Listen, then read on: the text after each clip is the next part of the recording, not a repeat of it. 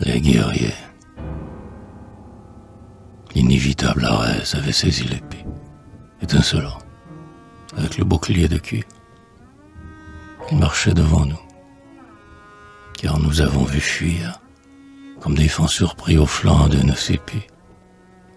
Parmi les avirons dressés, les agrès rompus, parmi les mâts que bras et qu'enchevêtrent, le heurt grinçant et sourd des bordages de hêtres, les royaux immortels et les archers mitrés.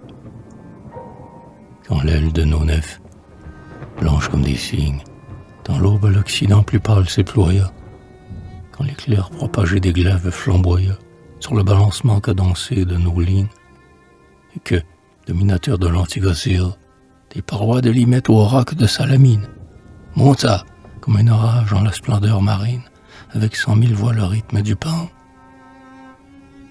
La plaine de la Sainte Éleusis, à l'armée, un confus cliquetis de lances et de dards, inaperçus, sonnait ici que sous les chars et les pas, et les cris d'une invisible armée.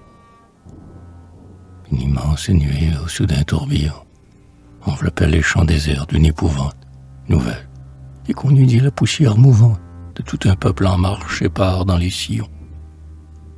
Ici venaient vers nous les ombres magnanimes des ancêtres. Ici, vers nous en péril, le prince des guerriers guidait le sein viril, des héros protecteurs et des rois éponymes. Et tous, les grands dompteurs de monstres, les tueurs, de fléaux, aux yeux pleins des reflets de l'eau noire et des souffles épais du Styx, et quand la gloire du jour nous devinions aux sereines lueurs du bouclier heurté en un ciel de présage, tous précédaient l'essor des galères d'airain.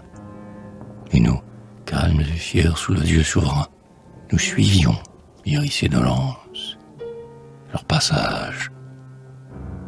Et si le mur des nefs croula sous les assauts, furieux des guerriers de l'Hélas, et si l'ombre emporta le débris de la flotte son ombre, et qui semblait la ville effrayante des eaux.